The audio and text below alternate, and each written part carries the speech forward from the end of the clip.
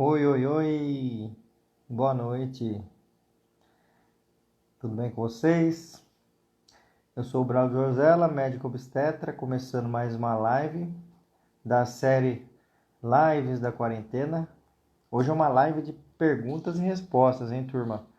Então, quem tá por aí, se já quiser começar a mandar aí pedido para entrar na live comigo, fiquem à vontade. Daqui a pouco eu vou começar a chamar para entrar na live comigo, certo? Bom, como é que vocês estão, hein? Tá frio aí? Aqui em São Paulo deu uma melhorada, mas tá frio pra caramba ainda. Não reparem na minha cara de cansado, que eu não dormi a noite passada. Felizmente, tive um parto, acompanhei um parto, foi lindo, maravilhoso. Acho que o bebê nasceu, era 1h22 da tarde de hoje. Então eu fiquei bem cansado mesmo, porque eu virei a noite passada. Então, se eu tiver com o olho meio vermelho, olheira, faz parte. Faz parte do parto. Bom, então, lembrando então que hoje é uma live de perguntas e respostas, certo? Eu vou fixar o comentário aqui para ficar fácil. Epa, peraí. Aqui está fixado o comentário. Fala, Paulo, aí Araraquara tá esquentando? Que bom, beleza. Eu gosto bastante daí, eu vou sempre para aí que eu tenho família aí em Araraquara. Inclusive minha família é de Jaú, Dois Córregos, do lado aí de Araraquara. Sou do centrão ali do estado de São Paulo. Oi Sabrina, oi Alessandro, oi Gabriela, oi Carol. Gente, então vamos lá. Direto ao ponto. Calma aí que eu esqueci minha folha.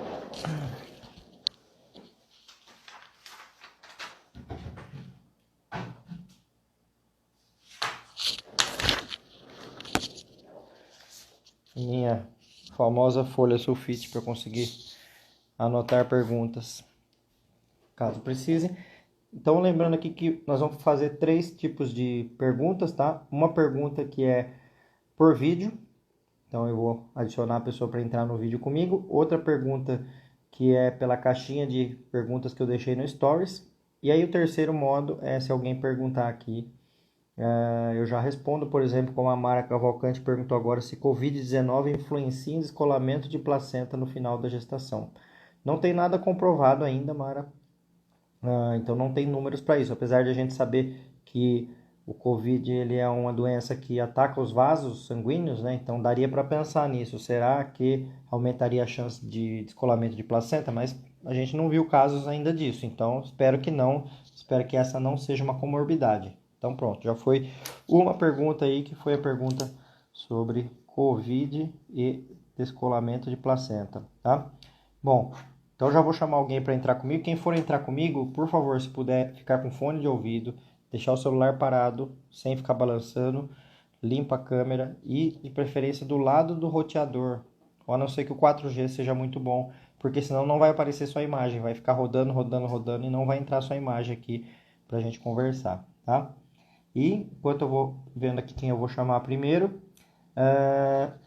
seguinte, quem é gestante está aí, ou quem conhece gestantes, quem está aqui por interesse em gestação e parto, e quiser saber mais de parto, acompanhar mais e entender mais sobre programação de parto, planejamento de parto, entra no meu site planejandoparto.com.br, mas espera a live, equipe também, para a gente ajudar na preparação do parto. Essa é uma das minhas missões. Eu fico muito feliz quando vem uma gestante depois falar, Braulio, olha só, eu lembrei de uma coisa que você falou na hora do parto lá, isso me ajudou a parir. Eu lembrei de algum vídeo seu, lembrei de algum incentivo seu. Vocês não têm ideia quanto eu fico feliz com isso. Bom, vamos lá. E aí eu vou chamar então, vou chamar a Patrícia. Patrícia, você não cansa de assistir minhas lives? Acho que só quando nascer você. Então vamos obedecer a ordem de chegada das pessoas que mandaram o pedido. Sou sócia já, tô sócia já das lives. Já virou sócia da live. E Isso aí, aí. tudo Oi, bem? gente, tudo bom? Sou daqui de Bento Gonçalves, na Serra Gaúcha, tá frio aqui. Aí deve Deve estar estar mais uns ainda. 8 graus, mais ou menos. Hoje eu tô de 29 semanas. Hoje a minha dúvida, ela é sobre o pós-parto. Esses tempos eu andei estudando e li algumas coisas e achei bem interessante. E em várias vezes, né, Braulio, tu comenta sobre como o nosso corpo é preparado para esse momento realmente, né? Que é feito para parir, né? Uma das coisas. E aí eu tava lendo que depois que o bebê nasce, toda a questão da amamentação e dos hormônios relacionados a isso, a mulher, por exemplo, fica sem menstruar um tempo e depois depende, acho, de cada mulher, e aí depois volta a menstruar e que poderia, por exemplo, ter outro filho, mas o corpo sabe que daqui a um pouco, não, essa mulher não está preparada para ter outro filho porque já está cuidando de um, né? Como é que é isso? É isso mesmo? Como é que funciona? Tá.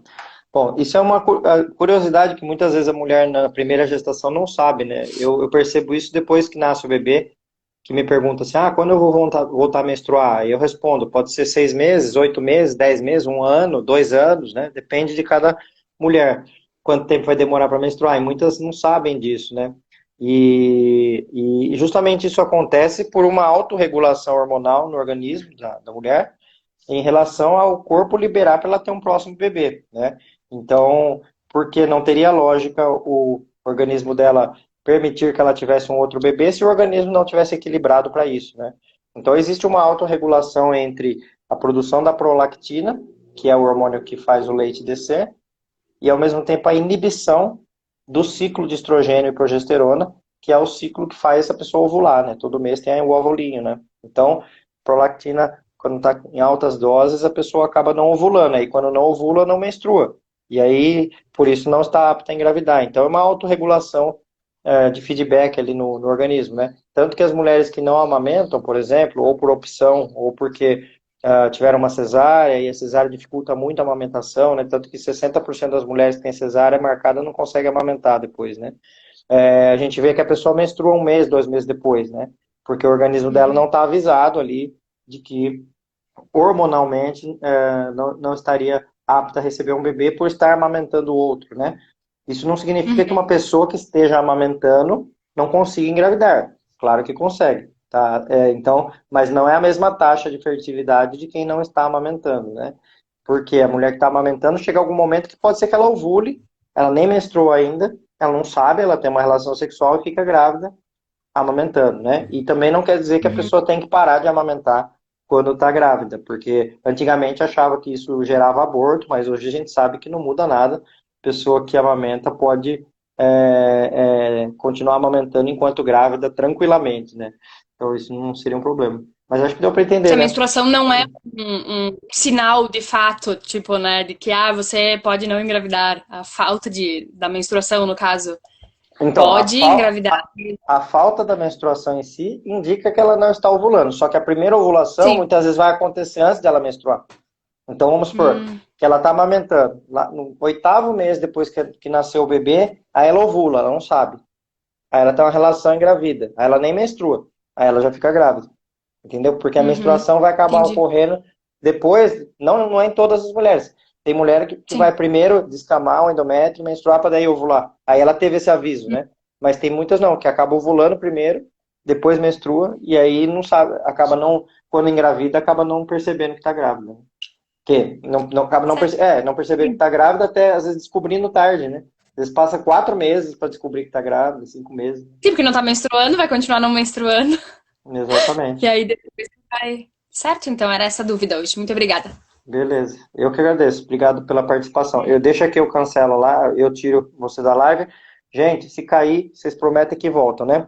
E uma coisa também, que na live da sexta-feira passada que eu fiz, que foi muito legal a live, teve perguntas muito boas, e o Instagram não permitiu que eu salvasse a live. Eu fui salvado, o conteúdo bloqueado, não permitido, não falamos nenhum palavrão, não falamos nenhum nada aqui e não permitiram que ficasse salva a live de sexta-feira, dia 29. Então, infelizmente, a live foi perdida, não, foi ganha por quem assistiu ao vivo, mas não ficou depois para outras pessoas assistirem. Espero que a de hoje não aconteça isso e fique gravado. Tá. Obrigado, Patrícia. Certo, obrigada. Tudo de bom. Eu estou acompanhando a sua gestação semana a semana, né? Porque você está toda semana aqui, É. então estou sabendo Aham, tudo. aham. Tchau. Obrigada. Foi, sem cair. Bom, vamos lá para uma caixinha de perguntas. Ó, Joana tá falando. Quero agradecer por todas as informações. Pari no SUS com indução, BB 3480. Parabéns, Joana. Que bom. Felicidade. Eu fico muito feliz quando vocês vêm me contar essas coisas aqui. Vamos ver mais uma caixinha de perguntas. A Ângel Del Favre está dizendo. Ângel de Botucatu, né, Ângel? Por que não. Como que é? Por que não. Tá, já entendi. Por que quem tem cesárea anterior não pode induzir com misoprostol? Misoprostol, para quem não sabe, é a prostaglandina, que é o hormônio, que é o motor de arranque do parto, é o que faz o parto desencadear, e ele é produzido na forma de comprimidos, tá? Tem várias marcas, o misoprostol uma delas, tem o Prostocus, tem o Citotec, que é uma marca famosa, até porque foi muito usado para aborto, né? Todos eles são a mesma coisa, tá? Então, quando se usa no começo da gestação, isso vira aborto. Quando isso se usa no final da gestação, isso vira parto, tá? Bom, primariamente o misoprostol não era liberado porque não tinha trabalho científico respaldando o uso em cesárea anterior, porque a gente não sabia o índice de ruptura uterina com o uso da prostaglandina, tá? E aí depois saíram alguns trabalhos que ainda não são tão numerosos que contraindicam o uso do misoprostol porque aumenta a chance de ruptura uterina, tá? Muito mais do que se usar ostocina. Então é muito melhor usar ostocina do que misoprostol. Só que a gente sabe aí que tem trabalhos, inclusive em Ribeirão Preto, na USP, tem um trabalho sendo desenvolvido com misoprostol e cesárea anterior, mas não tem nada liberado ainda, tá? Bom, vamos para a próxima. Aliás, aí em Botucatu é frio pra caramba, né? Eu morei 10 anos em Botucatu, a cidade mais fria do estado de São Paulo. Depois de Campos do Jordão, logicamente, né? Bom, vou chamar mais uma pessoa aqui na câmera, que está na ordem aqui, que é a Kathleen Vieira. Kathleen, então se você tiver aí a postos, estou te chamando, quero saber qual é a sua dúvida.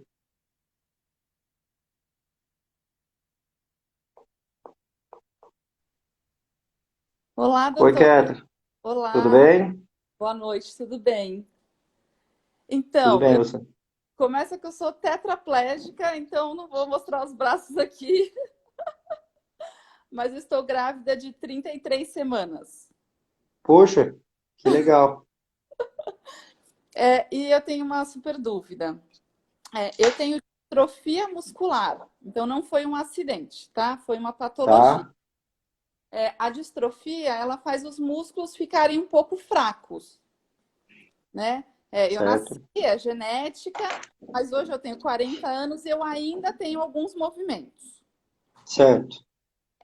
Só que o diafragma é um músculo, então a nossa maior preocupação era essa, a parte respiratória. Eu queria tentar entrar em trabalho de parto, mesmo que Uhum. fosse fazer cesárea, mesmo que eu não conseguisse fazer o expulsivo, mas esperar o trabalho de parto. Só que Certo. o pneumologista, o neuromuscular e até o ginecologista estão meio receosos. Será que existe uma grande preocupação mesmo? Olha, seu caso é interessantíssimo. Demais. Gostei muito de você ter aparecido aqui. Mas eu queria tirar uma dúvida antes com você.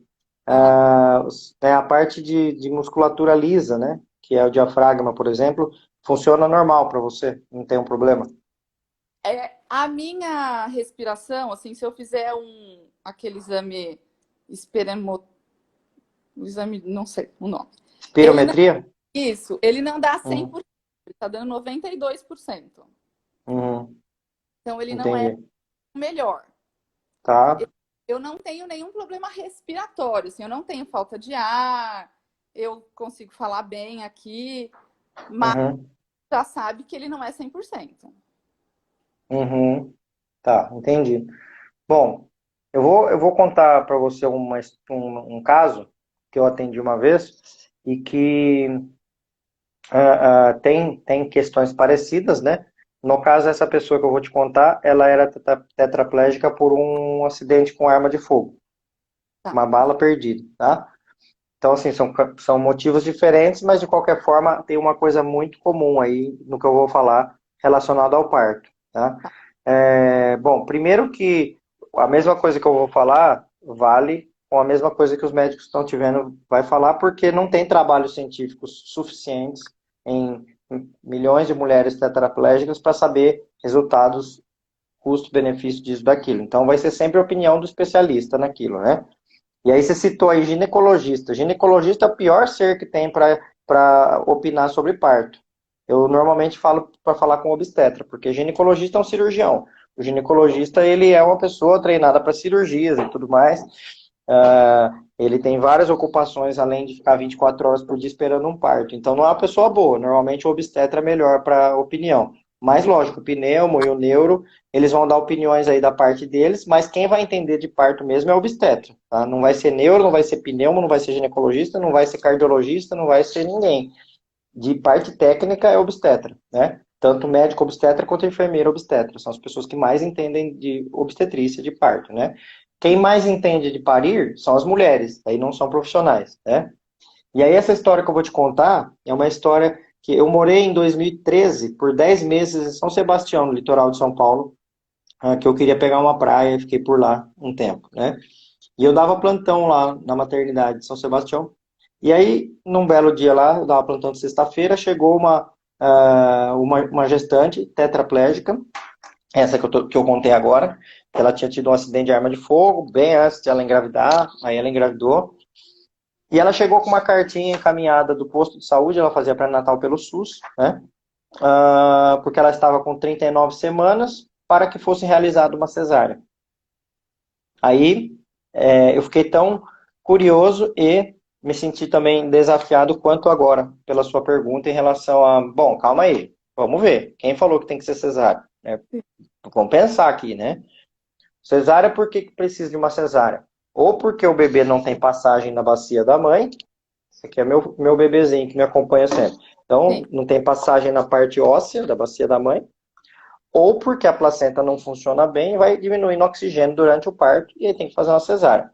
Aí a gente para e pensa, tá, então uma mulher tetraplégica, o que ela tem dessas duas coisas? Se a placenta for boa, não vai mudar nada da parte de oxigenação porque ela é tetraplégica, certo? Se a passagem óssea for boa, ela é boa, sempre foi boa, genética sua, tá? Aí, logicamente, que pode ter questões musculares de ligamentos, que por um lado pode, acho que até facilitar, deixar mais frouxo, né? Ou por outro, talvez ser mais tenso. Não sei, não dá para saber, só dá para saber testando. Só dá para saber entrando em trabalho de parto, né? Para isso que serve uma prova de trabalho de parto, tá? E aí, então, eu examinei ela, conversei com ela, perguntei o que ela queria, ela falou a mesma coisa que você. Que ela falou que ela até aceitaria uma cesárea, mas ela queria entrar em trabalho de parto, ela não queria chegar lá e marcar cesárea, ela estava com um bico desse tamanho, de ter que ir na maternidade para fazer a cesárea. E aí eu falei para ela, olha, no meu ver, tá tudo bem com o bebê, tá tudo bem com você, sua pressão tá boa, a placenta tá boa, o bebê tá na posição certa, não vejo problema nenhum você entrar em trabalho de parto, a não ser um problema logístico. Como vai ser? Quem vai te trazer, né? Até essa cidade que eu citei, que é São Sebastião, é no litoral, é uma cidade comprida no litoral, então as pessoas moram longe da maternidade, né? Como vai ser? Tal? Ela falou, não, isso aí eu dou um jeito, isso aí tem quem me traga, as pessoas vão ver, se romper a bolsa vai me trazer e tal. Beleza. Aí eu falei para ela, então tudo bem eu te liberar para casa? Ela, é um alívio para mim, me libera. E aí eu liberei ela para casa. E eu dava plantão toda sexta-feira. Aí na outra sexta-feira, ela chegou com a bolsa rota, com a bolsa rompida, com 40. 40 semanas. E aí, eu não me lembro se fui eu que examinei, ou se foi a enfermeira, ou outro médico do plantão. Eu só me lembro que ela estava com o colo do útero pouco trabalhado. Estava lá, sei lá, 1 centímetro, 2 centímetros, não estava na iminência do parto, né? E aí eu conversei com ela de novo, ela falou que gostaria de esperar um trabalho de parto, né? E que se tivesse tudo bem com o bebê, vamos ver o que vai acontecer, né? Aí eu fiquei triste até porque o meu plantão acabou, o plantão é de 12 horas, né? Acabou o meu plantão e ela tinha ficado lá em observação no pré-parto, né? Tem uma sequência lá de verificações de pressão, de escutar o coração do bebê e tudo mais. E aí eu fui sabendo que tá tudo bem, tudo bem, tudo bem, tá. Aí eu passei o plantão.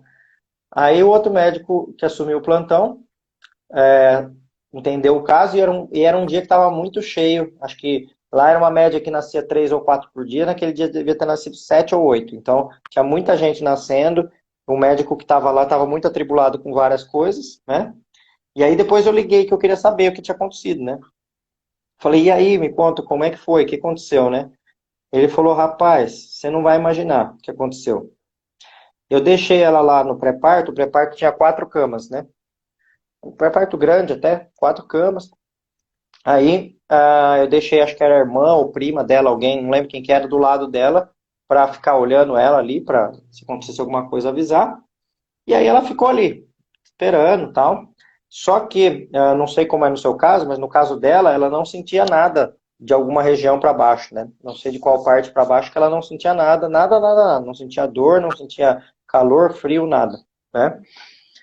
E aí, o que aconteceu foi que, de repente, vem essa mulher, que era a prima dela, a irmã dela, chamar as pessoas, gente, gente, gente, tem um neném chorando no meio das pernas dela.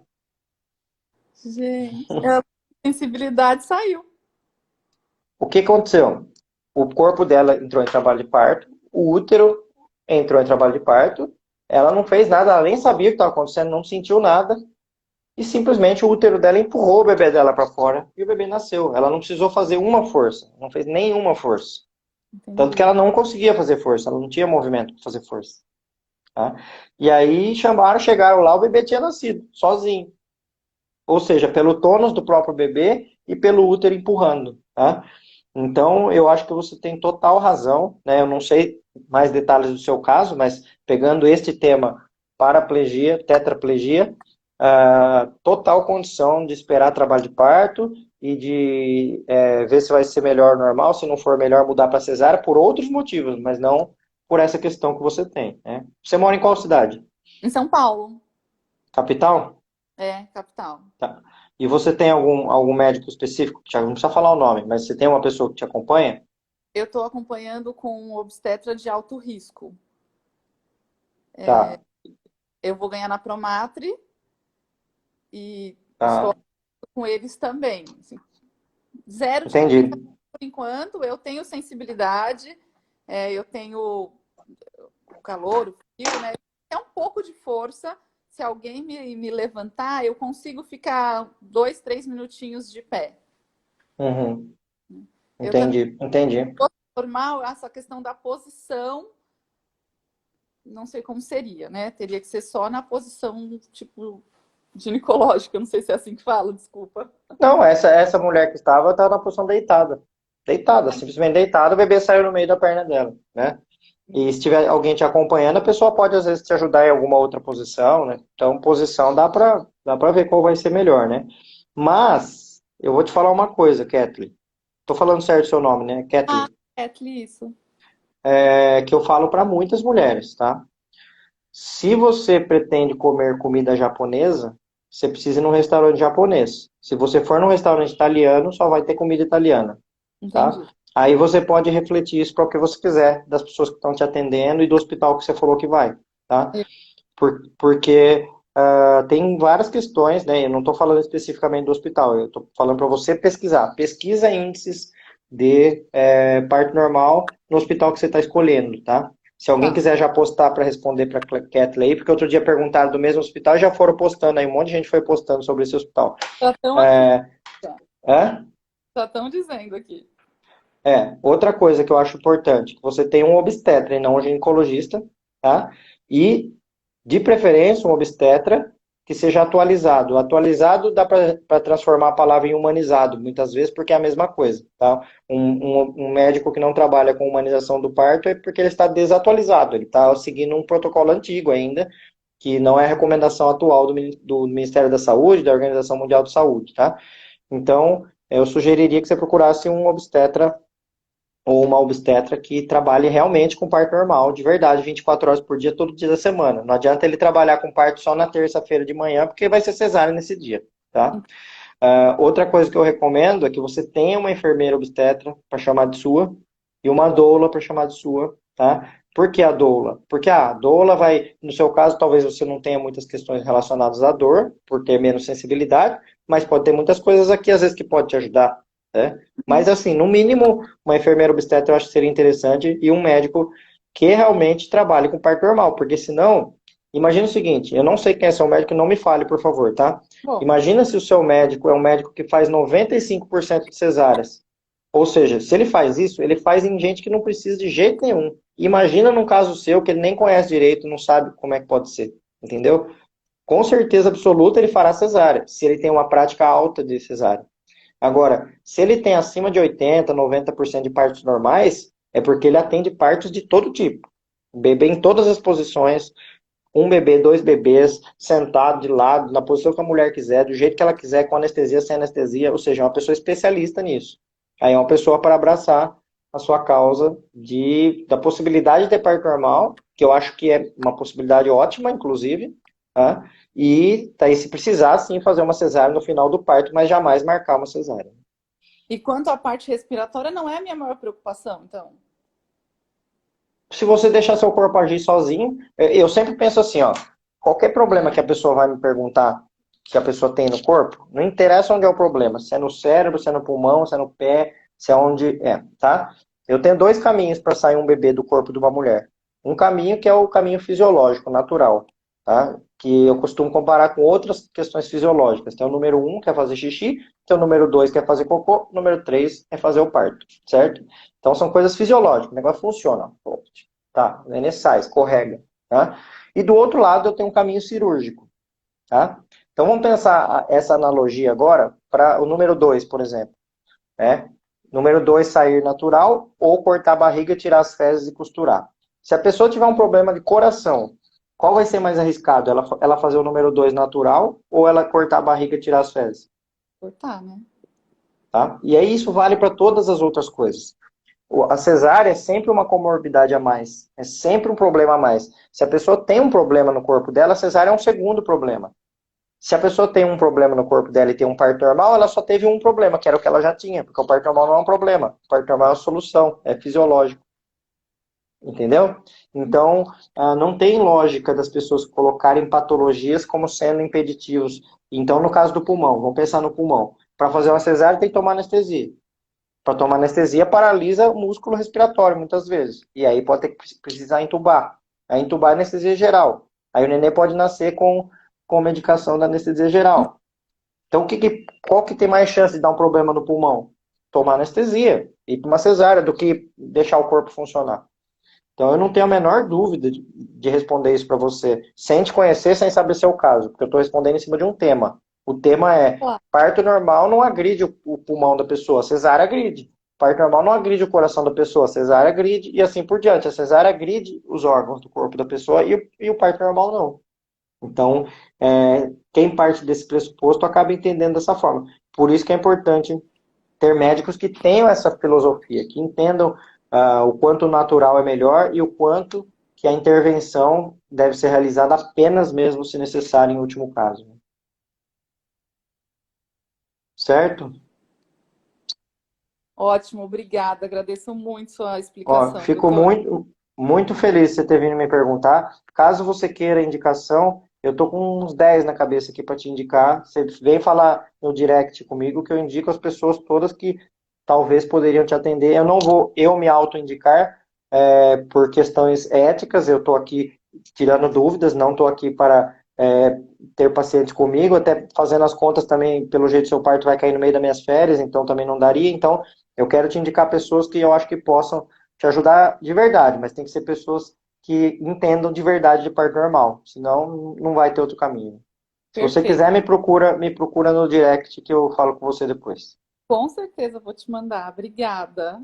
Tá bom? Obrigado você, boa sorte. Espero que tenha o melhor caminho possível aí para você e que você venha contar pra gente aqui depois.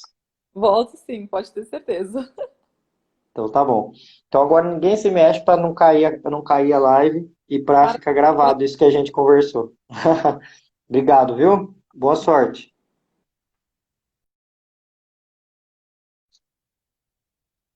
Ufa, não caiu.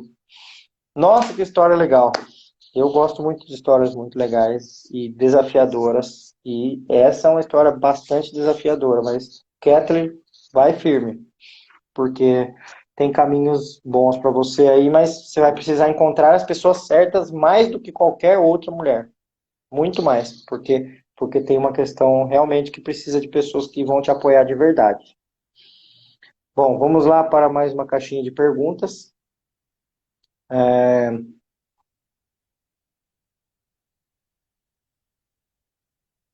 A Gabi Bonca, está perguntando uma coisa que eu já vi você perguntando aqui, Gabi. Só não consegui responder da outra vez, por isso que eu coloquei aqui. Agora, como interpretar o percentil? É fácil, tá? É bem fácil. Percentil, a palavra deriva de porcentagem, tá? Então, se a gente colocar um gráfico de percentil e eu falar que isso aqui é o normal desse gráfico, tá? Pode ser para peso, pode ser para o tamanho do braço, tamanho da perna, tamanho da barriga, tamanho da cabeça, pode ser para percentil, pode ser para qualquer coisa, pode ser para número de horas de sono que uma pessoa durma. Então, vamos falar genericamente de percentil.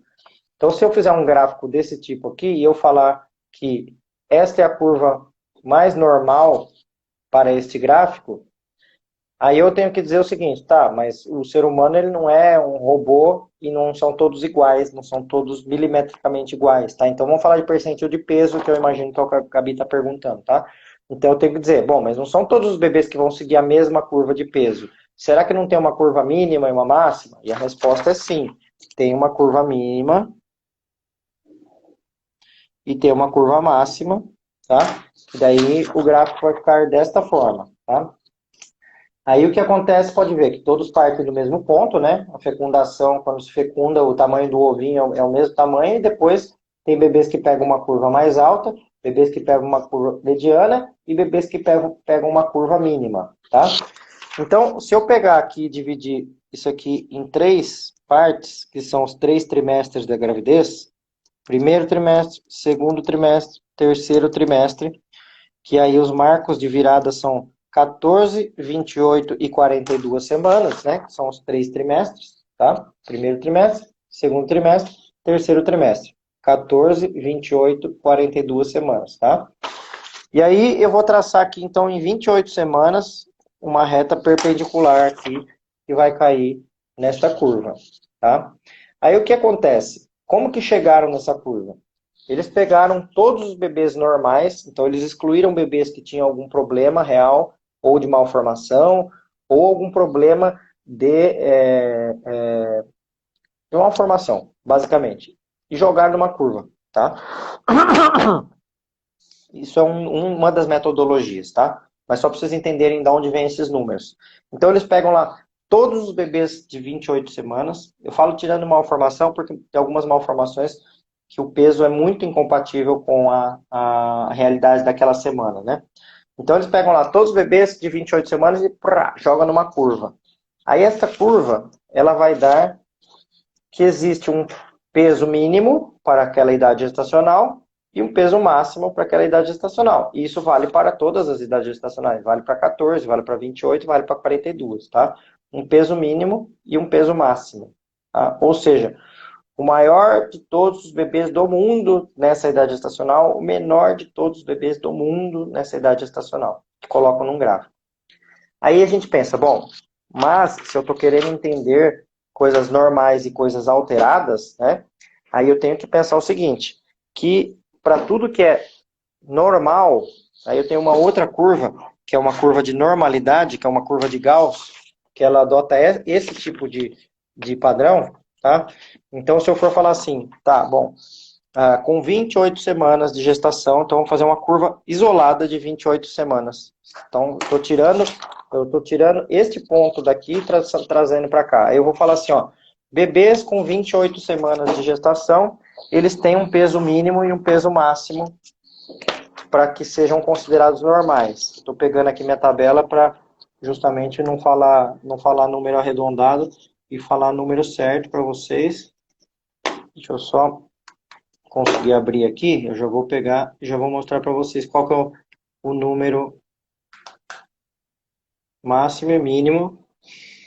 Então vamos lá, vamos lá, vamos lá. tabela gestacional, tá aqui, 28 semanas. Ó, tá, 108, 1.510.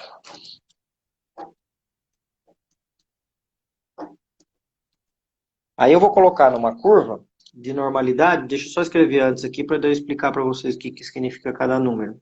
1.210. Então eu vou falar o seguinte, olha, numa curva de normalidade, eu tenho lá que com 28 semanas de gestação, tá ao contrário porque o Instagram não inverte a câmera, tá, gente? Então, com 28 semanas de gestação, um bebê médio, ele terá 1,210 kg. O bebê mais levinho dentro da normalidade terá 908 gramas. E o mais pesadinho terá 1,513, tá? Todos esses são normais. Esse é um normal pequeno, esse é um normal médio, esse é um normal grande, tá?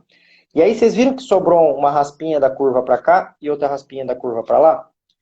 Que no caso de peso, a gente tira 3 percentis para cada lado, tá? Então imagina que a gente tem 100 percentis daqui até aqui. Então a gente divide essa curva em 100 partes, eu coloco 3 para cá, 3 para lá, sobra 94 aqui nesse meio, e eu vou chamar os 94 do meio de normais, tá? Então aqui são os normais.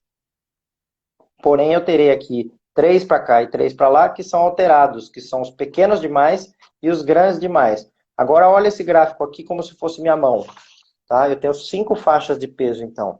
Eu terei o bebê P, P, o bebê P, o bebê M, o bebê G e o GG. Tá? O GG que é alterado e o PP que é alterado, ou seja, abaixo do percentil 3, acima do percentil 97. Quando eu olhar para esta curva aqui, que daí eu vou esticar ela para todas as idades gestacionais, esta curva aqui será o percentil 3 e esta curva aqui será o percentil 97. Tá? Então eu tenho aqui, ó, percentil 3, percentil 97. Então, se eu for colocar esta mesma curva de normalidade de 28 semanas aqui, eu vou colocar que o peso mínimo aqui é 908 gramas, o peso máximo aqui é 1.513 gramas. Então, um bebê desde 908 até 1.513 é normal, e a curva do meio é esse bebê aqui de 1,510 kg. Tá? Então, do percentil 3 ao percentil 97 é o normal. Ah, mas para que serve o percentil 10 e o percentil 90? Ele serve para o seguinte: imagina uma outra linha agora aqui, pontilhada, que eu fiz aqui, tá? Esta linha pontilhada é o percentil 10 e esta linha pontilhada é o percentil 90. Para que elas servem? Elas servem porque o ultrassom é um exame que não tem balança dentro dele. Ele tem muita margem de erro. Então, pode ser que eu erre para mais, pode ser que eu erre para menos, tá? Então, esse é um dos principais motivos de a gente separar essa curva. Por quê? Qual que é a ideia? Se eu medir um bebê e der percentil 80, mesmo que esteja errado, jamais ele será maior que 97. Se eu medir um bebê percentil 90, mesmo que esteja errado, jamais ele será acima de 97. Agora, se eu medir um bebê percentil 98, aliás, desculpa, percentil 96, se tiver margem de erro, pode ser que ele seja maior que 97, ou seja, pode ser que ele esteja alterado. Se eu medir um bebê percentil 92, pode ser que ele esteja alterado, porque eu posso ter até 10 percentis de margem de erro. Então, quando eu separo o percentil 90, eu estou querendo dizer que abaixo do 90 é com certeza normal, acima do 10 é com certeza normal, entre o 90 e o 97 é um provável normal, mas se tiver errado pode ser que ele seja um GG, e o bebê que está entre o percentil 10 e o 3, ele é um provável P, mas que pode ser um PP se tiver uma margem de erro, e aí lembrando que o alterado é o PP e o GG. Ok? Então essa é a explicação para o que é percentil. Espero que vocês tenham entendido. Vamos lá para a próxima pessoa que vai falar comigo na câmera. Que eu estou chamando aqui na ordem. Eu acredito que seja a ordem. Espero que o Instagram ele mantenha a ordem sempre. Não sei se bagunça a ordem. Se bagunçou, me desculpem, mas eu estou seguindo a lista aqui na ordem. A próxima pessoa que está para eu falar aqui é a Adaia Barbieri. Adaia, se estiver por aí então, por favor, se tiver um fone de ouvido e perto do roteador para que o sinal fique sempre bom e a gente consiga conversar direto e reto.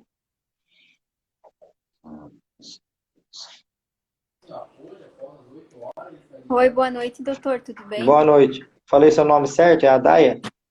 É a Daia Barbieris. Joia. Diga.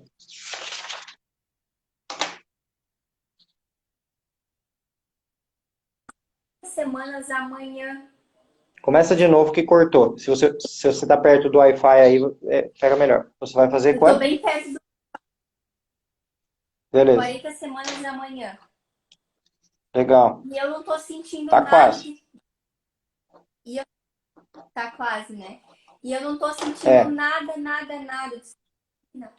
Algumas cólicas leves vão e voltam, mas é temporariamente e somem com horas, voltam. Eu queria saber, a minha pergunta é assim, o que que eu devo fazer? Eu tenho que ir para a maternidade? Eu tenho que esperar? O que que eu tenho que fazer? Tá. Boa pergunta. Então, a minha resposta é depende, porque depende de algumas questões para eu saber te responder, tá? Se eu for pegar essa mesma curva que eu estava explicando de peso, você estava assistindo agora, e eu for colocar Tava. Uhum. a idade gestacional aqui, então eu vou fazer outra curva aqui embaixo de idade gestacional, tá? Também tem uma curva de Gauss. A idade gestacional mínima para um bebê nascer naturalmente com o seu pulmão maduro, ou seja, o próprio bebê desencadeou o parto, é 34 semanas, tá? A idade Tá. máxima é 44 semanas, tá? Então, essa é a curva de normalidade de bebês, 34 a 44. Mas assim como aqui a gente tira as pontas como margem de erro, aqui a gente tira as pontas também. Então, quando a gente passa o traço aqui do percentil 2,5, nesse caso, a curva vai cair em 37 a 42 semanas, né? Então, por isso que a gente fala que as gestações humanas, os bebês nascem entre 37 a 42 semanas, tá? Tá. Esse Uhum. topo da curva aqui, esse topo da curva, que são as 40 semanas, que é quanto você está agora, tá? Sim. Então, o que acontece é que até agora você teve 50% de chance do bebê nascer, e você tem mais 50% de chance do bebê nascer até 44 semanas, tá? Eu não É conheço no 40. Brasil nenhum protocolo. Eu não conheço no Brasil nenhum protocolo que respalde a espera até 44. Eu conheço só no máximo até 42, tá? Então, só que aí depende de onde você vai ter o bebê, você tem que ver qual que é o protocolo daí.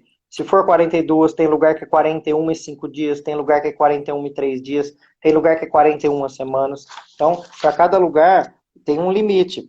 Mas esse limite, ele tem muito mais a ver com a logística desse lugar do que com as condições clínicas da mãe. Não é porque a mãe precisa ter o parto, ou o bebê precisa ter o nascimento. Mas é porque o lugar ou a equipe que atende não tem condições de ficar atendendo a pessoa até 42 semanas.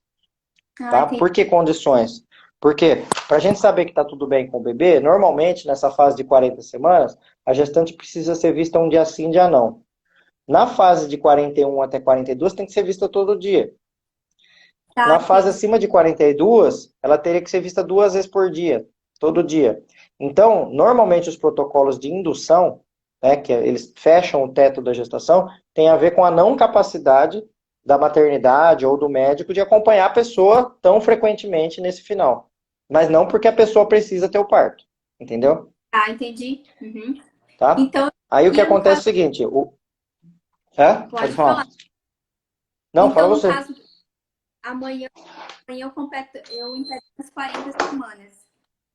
Então, eu deveria ir para a maternidade e ver o que se passa ou esperar sentir dor? Amanhã, no Não, caso. você mora em que cidade? Eu sou de Santa Catarina, Florianópolis. Floripa. Você tem uma equipe própria ou você vai ter por uma equipe de convênio do SUS? Do SUS. SUS, tá. Daí precisa ver qual é o protocolo no hospital que você vai ter, tá? Porque cada lugar Tá. é de um jeito. Então você tem que seguir o protocolo que eles falarem para você seguir aí, tá? Tem maternidade que tem lá um espaço reservado para as mulheres acima de 40 semanas para ir um dia sim, dia não. Tem maternidade que não tem, que você tem que fazer isso no posto de saúde, tá? Então depende muito É, de como que é o sistema, né? Então, assim, você falou assim, esperar ter dor amanhã, não necessariamente, porque a dor de parto, ela não vai acontecer no dia de 40 semanas, né? Porque existem 10 semanas de probabilidade do bebê nascer de 34 a 44. 40 é um dia só. É o dia mais provável, mas esse dia aqui, a chance do bebê nascer nesse dia é apenas 4%. nesse Ah, dia aqui, entendi. tá? Que é a maior chance. Depois, se a gente vai baixando, aqui vai ter 3,6, 3,2, 3, 2,8, as chances são menores, né? Então, o dia que tem maior chance é o dia que tem 4%, que é 40. Mas não quer dizer que vai nascer nesse dia, né? Eu costumo me orientar muito pelas viradas de lua, tá? Então, porque dá muito certo, tá? Esse É, mês aqui, as luas estão virando, elas começaram a virar de domingo para segunda, agora estão passando para segunda para terça, né? Tanto que eu tô com essa cara de cansado aqui, porque eu passei essa madrugada no parto, né? É, então, normalmente quem não nasceu até hoje, amanhã, eu já falo, ó, o seu vai ser só o seu vai ser só a semana que vem, né? Pelo jeito. Assim, mas lógico, né? Não é matemática pura, não dá para ir só na matemática, deixa né? Mas a matemática ajuda bastante. Diga. eu vou só mais um pouquinho perto do Wi-Fi aqui, que daí vai ficar melhor para a gente conversar. Tá aí a outra Tá. pergunta, Então, doutor. Tá, pode falar. não, fala você. Qual a outra pergunta? Então, assim, no caso, assim, eu tô sentindo ela mexer bastante, né? Uhum, Não tem restrição. E não saiu tampão, não saiu sangue, não saiu nada até agora. Tipo, tá uhum, como se fosse 20 semanas. Tô me sentindo bem, não tô me sentindo cansada, só dor nas costas, que é normal. Até uhum. falei pro meu esposo a gente, pegar aí hoje à noite pra ver como é que tá, né? E o protocolo, eu não sabia que tinha esse protocolo de cada estado eles fazer Não cada cada, estado, cada hospital. Cada cada... hospital. Se você for em dois hospitais diferentes, é de um jeito diferente. Entendeu? Mas então, te respondendo essa pergunta, né? Que você falou assim, eu tô como se eu tivesse de 20 semanas. E a minha resposta para você é não. Você está como se você estivesse de 40 semanas fora de trabalho de parto. Porque todas essas questões aí que você falou são do trabalho de parto, né? Por exemplo, sair sangue, romper a bolsa, ter contrações, tudo isso é o trabalho de parto, só vai acontecer no dia do parto. Se o seu parto for com 42 semanas, você ainda vai passar 2 semanas sem sentir nada, tá? entendi. É só no dia. Pensa o seguinte, que o seu útero é como se fosse um forninho, tá? Que tá ali aquecendo o bebê e amadurecendo o bebê. Tem forninho que amadurece o bebê com 37 semanas, tem forninho que só amadurece com 42 semanas. Tá? Entendi. Então, se tiver tudo bem com você, com o bebê, pré-natal foi tudo bem, os parâmetros estão tudo bem, para isso que serve o pré-natal, para ver que está tudo bem, né? Normalmente, 40 semanas você só teve 50% de chance do bebê nascer até agora, entendeu? Então não tem que ficar tendo pressa para querer que o bebê nasça, a não ser que as pessoas fiquem te azucrinando, né? Um pouco, Inclusive, mas tranquilo. a data provável do parto sua é 3 de junho, seria amanhã? Sim, seria amanhã. Sim.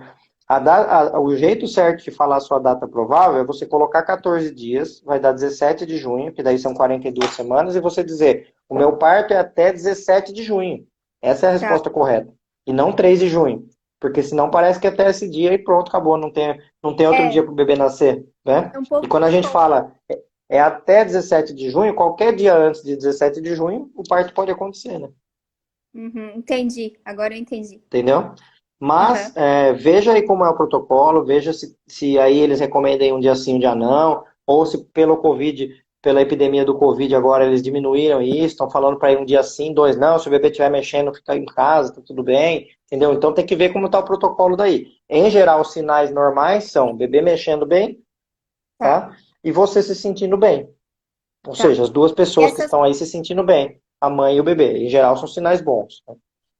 E e sinais essas, bons de parto são sangramento, perda de tampão, né? uhum. Contrações, a bolsa que rompeu, sendo que o principal são as contrações. O que vai dizer trabalho, o trabalho é uterino, né? Então, o trabalho de parto são contrações. Se não tiver contração, não é trabalho de parto. Diga. E essas cólicas que vão e voltam, que é cólica na virilha, não sinto, não, não é na barriga, é na virilha, e umas fisgadas assim também. É normal, Uhum. não é Sim, trabalho é de parto. normal. Então, se fosse trabalho de parto, você não ia estar conversando comigo agora, Ah, tá. Seria tá? muita. Então, eu te garanto que não é trabalho de parto. Isso eu te garanto, tá?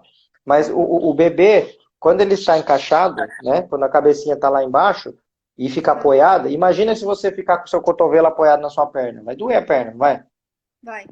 Tá? E mesma coisa, se o bebê ficar muito tempo apoiado em algum lugar, pode dar fisgada, pode dar um peso ali, pode dar uma dor. Agora, se você tiver, por exemplo, cólica, você pode chamar como você quiser. Cólica, contração, dor, é tudo a mesma coisa. Se você tiver isso rítmico, você tem uma agora, passou 5 minutos tem outro, 5 minutos tem outro, 5 minutos tem outro. Isso é uma contração que Tá. pode estar ameaçando o trabalho de parto. Se você tem uma dor contínua, não tem nada a ver com o trabalho de parto, tá? Mas uma dica que eu costumo dar para saber se está em trabalho de parto é assim, das fases do parto, né? Pegando minha mão aqui de novo, a gente tem a fase de pródromos, que são ameaças, que isso que você está tendo pode ser pródromos, tá? Depois tem a fase latente, a fase ativa, a fase expulsiva e o parto da placenta, tá? Essas três aqui, elas andam bem juntas. Então, a fase de pródromos, as contrações são irregulares, né? Então, algumas mulheres falam que isso é cólica, outras falam que é dor nas costas, outras que é dor na virilha, cada uma fala de um jeito. Não importa o que é, importa que são contrações que levam a sentir isso, tá? Que são irregulares, tá? Que é a fase que a prostaglandina está começando a agir. Depois vem a fase latente, que é a hora que as contrações ficam de 7 em 7 minutos. Então, contração de 7 em 7 minutos, e aí já tem uma sensação já começa a sentir o que está acontecendo. Você vai ter certeza que está acontecendo algo com você. Depois vem a fase ativa, que é a fase de contrações de 3 em 3 minutos, que é a fase que você vai estar lá no banheiro, seu marido vai estar aqui falando comigo, olha, tá gritando lá no banheiro. Entendeu? Porque é a fase que grita. E pode gritar, é bom gritar. Gritar alivia. Gritar, pôr para fora, alivia. É uma coisa que alivia muito, né? E aí depois vem a fase expulsiva, que é a fase que continua de 3 em 3 minutos, só que aí dá vontade de fazer força. Então é a fase do vem vontade de fazer força, tá? E depois a fase o parto da placenta, que fica contrações de 15 em 15 minutos, até a placenta sair depois, tá? Então, o jeito certo de saber, não precisa saber essa matemática toda que eu falei. É assim, ó, nos pródromos, será que é o parto? Sempre que for será, não é. Porque quando for, você vai ter certeza que é fase latente. Entendeu? Então, se for será, se você tiver que perguntar para alguém se é o seu trabalho de parto, não é. Porque você vai saber, ninguém mais vai saber. Seu marido não vai saber, eu não vou saber, você que vai saber, tá? Se você pegar um aplicativo no celular e começar a anotar, você pode até ter uma ideia aí, mas é muito desconexo a gente... deixa eu olhar aqui no celular para ver se eu estou em trabalho de parto. É você que vai sentir se está em trabalho de parto. É uma sensação, é um instinto natural, tá? Como é que a cachorrinha sente que está em trabalho de parto? Como é que a girafa sente que está em trabalho de parto? Como é que os mamíferos sentem? Eles sentem, sei lá, é instinto, né? Então tem que sentir. Isso está dentro da fase latente já. Então, pródromos costuma ser, será que é? Fase latente é hoje. Fase ativa vamos pro hospital, que é a hora de ir pro hospital, que é a fase ativa, tá? Fase expulsiva é a fase do Expulsa. Sim, e a fase do parto da placenta é assim, mas ainda tem isso para sair, pelo amor de Deus, eu achei que tinha acabado. Entendi. Entendeu? É bem isso. Então, não precisa ir muito pela matemática, vai pelo instinto e vai por esses grunhidos que eu fiz, que é muito mais fácil saber que está em trabalho de parto do que ficar só marcando matemática. Tá. E eu posso vir a não sentir nada e estar em trabalho de parto? Você costuma fazer xixi nas calças sem perceber? Não. Você faz cocô nas calças sem perceber? Então você não vai fazer bebê nas calças sem perceber. Não se preocupe. Então, Não tem como. Não tem como. Olha o tamanho que é um bebê. Como que você não vai sentir? Tá, Você vai sentir. Eu vi relatos já que tem mulheres que não sentem nada de dor e a criança vem a nascer. Vê nascendo, né? Mas não sente dores. Calma. Essa pessoa, ela conta que ela teve um período pequeno de parto. Mas não é que ela acordou, como eu contei agora há pouco um caso de uma mulher tetraplégica, que ela não percebeu que o bebê nasceu, porque ela não tinha receptores para dor, né? Mas, agora, a mulher que tem a condição de sensibilidade normal, não é que ela não sente nada. É que uma coisa é a pessoa que tem um parto de 30 horas e vai contar, fiquei 30 horas tendo dor, sentindo, tal, vai e volta, vai e volta, vai e volta. E a outra vai falar assim, meu parto, a parte da dor durou minutos, que seja. Pode ser, tá? Mas é uma pessoa que teve... Mas não tem como não sentir que isso vai acontecer, entendeu? Tem gente que pode não sentir até 9 centímetros? Pode.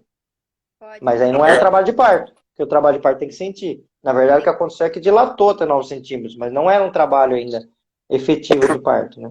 Entendeu? No final do parto, todo mundo sente. Não tem como não sentir. Era isso, doutor. pergunta, minha E dúvida. digo mais, vamos supor que fosse possível acontecer isso que você falou, tá? Que a pessoa não sentisse, tá? Que o Sim. bebê vai nascer, tá? Ah, vamos pensar que isso não é um parto fácil, concorda? Porque a pessoa ficar 3 dias de trabalho, uma hora ela ia perceber. Então, parto rápido e fácil. Os partos rápidos são os partos que não acontece nada com o bebê, porque não dá tempo da placenta ficar insuficiente, e porque se foi rápido é porque a passagem da bacia da mãe é boa. Então, se esse bebê nascesse em casa com a mãe dormindo, não ia acontecer nada com esse bebê. Ele ia nascer, chorar e acordar com o choro do bebê, se pudesse acontecer isso, entendeu? Porque não ia dar um problema. Então, se a dúvida é, ai meu Deus, se eu não souber que eu estou em trabalho de parto, vai que o bebê nasce aqui em casa? Se acontecer isso, dê graças a Deus, porque é o melhor parto de todos. Quando o bebê nasce, ninguém precisa fazer nada. Simplesmente pega o bebê e põe no colo. Entendeu? Entendi, doutor. Uhum. Tá bom? Obrigada. Bom, se você precisar de mais coisas, tem muitas doulas que estão por aí que fazem trabalho online e que ajudam nesse Uhum. tete a tete aí, se você precisar. Tá, e eu devo, mas eu lembrei agora, eu devo fazer alguma coisa para chegar mais perto do parto ou deixar natural assim? Caminhadas ali. Entendi. O ideal é esperar, o ideal é ter paciência. Se estiver tudo bem, paciência é o melhor remédio, tá? Tá. Agora, se quiser fazer coisas, por exemplo, ter relação sexual é uma coisa que tiver vontade, né? Não, ó, vamos fazer relação porque o bebê tem que nascer, né? Mas ter É relação bom. sexual, caminhar, comer tâmaras, não comer carboidratos, são coisas que podem dar uma ajuda, né? E aí depois Tá. tem outras questões que são indutores mesmo de parto, que daí indutores de parto precisam ser prescritos por alguém, ou por uma enfermeira ou por um médico, tá? Tá. Daí, por exemplo, fazer acupuntura, tomar óleo de rícino, óleo de prímula, fazer massagem no colo do útero, escolar a bolsa, são todos procedimentos, assim, que alguém tem que te indicar. Não seria legal você começar a fazer só porque deu 40 semanas, né? Mas Uhum. a melhor coisa de todas que eu acho dessa conversa nossa é primeiro se transportar a data até 17/6, porque É se ficar com esperar. 40 semanas na cabeça, gera uma angústia. E segundo é ver como é que é o protocolo aí. Se tem que ir um dia sim, um dia não. Certo? Bom, Vai travou ligar a a câmera. Deu para ouvir tudo? sua. Não, não é a sua. Bom, eu vou tirar. Boa sorte para você, boa hora, tudo de bom. Vem me contar. Eu sei que você vai vir Tá. daqui uns dias me contar. Quero saber como foi, tá? E se você precisar de alguém online para te ajudar, procura alguma doula que elas estão fazendo esse trabalho de ficar ajudando, tirando dúvida e em trabalho de parto também ajudando a saber a hora certa de ir para a maternidade. Então tá. Obrigada, doutor. Boa noite. Tá bom? Obrigado você. Pode deixar que eu removo aqui para não cair. Gente, torce para não cair. Tá com 59 minutos de live. Espero que não caia. Não caiu. Gente, estou chegando ao final da live. Foram perguntas bastante ricas, né? Foram poucas hoje, mas bastante ricas. Ah, essa a história da Adai, a história da Kathleen, que falou. Nossa, a história da Kathleen é demais. Eu estou muito curioso depois para saber o que vai acontecer. E todas as outras que falaram comigo aí, gente.